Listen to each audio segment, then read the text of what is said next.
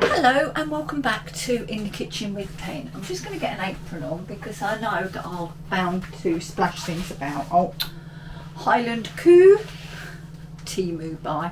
It's like a nylon one, so things will be able to brush off a lot easier than with a traditional calico style apron. Anyway, what are we making today? Today we are making a roasted butternut squash soup, but we are making it in our Ninja Possible. So I have my Ninja Possible on at the moment on sear saute, and there's a bit of oil in there. And what we're going to do, we are going to saute off, just get some colour on these vegetables because it will give us more flavour. And these vegetables, well, what are they? Well, they are obviously butternut squash that I've cut into cubes, but if you look, you can see that I haven't taken the skin off because it'll add more fibre to the soup and it is perfectly edible, no problem. Then I've got a red pepper that I have chopped into chunks and a red onion. Okay, so they're all going to be sautéed. The oil in there is olive oil. Then I'm going to use some salt, some pepper, some coriander, and some cumin for a little heat, and obviously some stock, and I've got some vegetable stock here.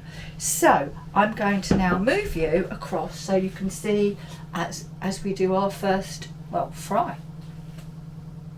Right, our oil has heated, and obviously the butternut squash is the most dense of these vegetables, so that is a slight sizzle. That's going in there first, the butternut squash pieces.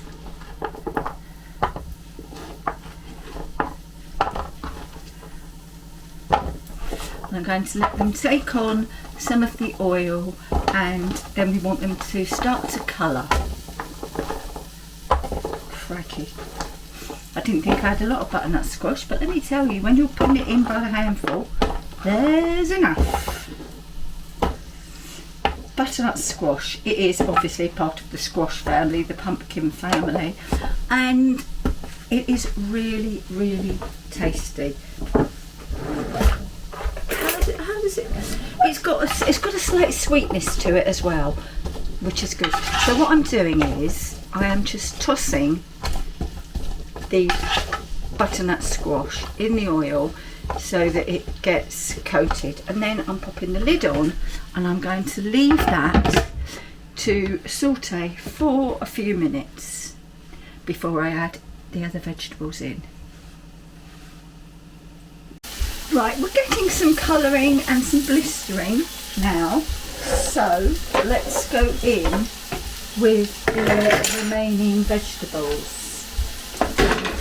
Because these are all going in, I can just pour these in, so it'll be a lot quicker. There we go, so that's the red peppers and the red onion gone in. So again, oops, some of it went in anyway. Again, I'm just going to give it a good old stir around, and now I'm going to leave that alone for probably 10 to 15 minutes. And computer, set timer 12 minutes. 12 minutes, starting now. There we go. Right, leave them alone now, pop the lid back on,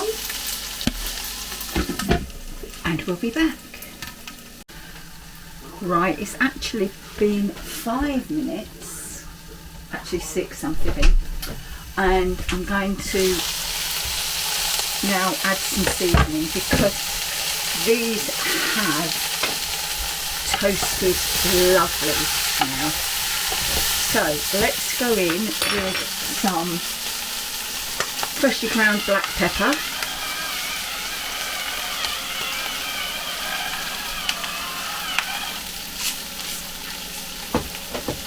some salt. Vegetables eat up salt. Some coriander, and I'm going to go in with probably about a level teaspoon of coriander. Okay. and similar of cumin.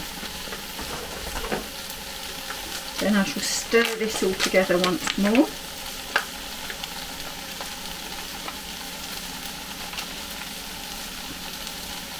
And our cumin.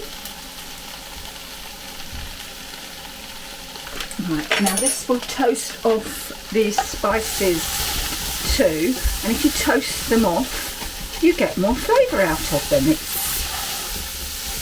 how it works.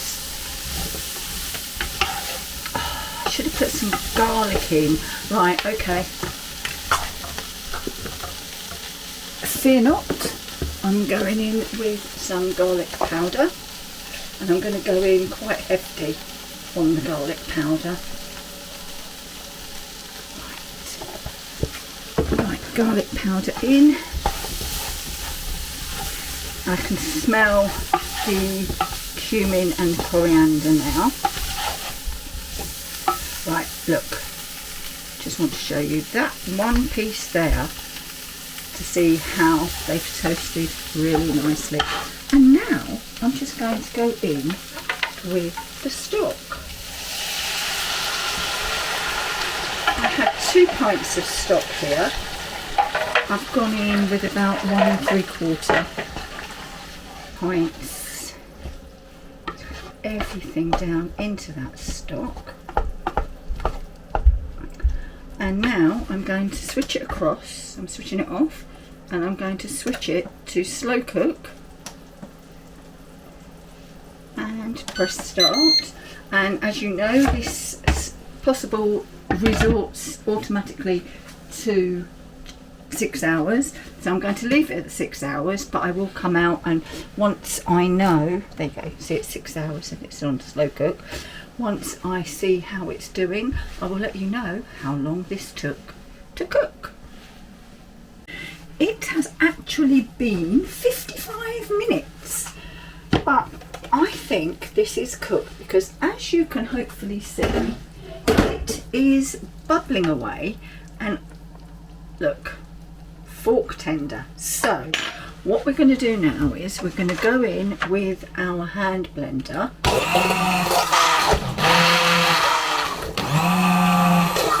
and we're going to blend everything down. Sorry, you can't say so. I might as well just switch off while I do this bit. Right, there we go, all blended. Looks absolutely lovely. Now you could put some creme fraiche on top of this if you wanted. I'm not going to at the moment. There are a few bits still in there, but let's know that it's, you know, what it is. And I added the remaining vegetable stock that I had. So I'm just going to get, it's not really a bowl, but it will work as a bowl in this instance. It's just a little ramekin, because this is actually tomorrow's dinner, well, lunch. Right, there we go. A little that's hot. A little bowl of the soup, and I'm then going to move that out because I dropped it in there, didn't I? And we'll be back for a toast. Left my glasses in the lounge so I can just about see you, so that's good. So I've got a little taster of the soup. Tomorrow I will roast the seeds and we'll have those sprinkled on top. So right, first taste. Remember, it's only got in it exactly what you saw. I haven't added anything else.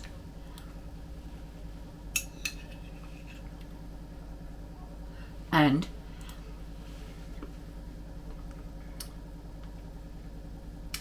I did think, does it need any more salt? But it doesn't. That is actually,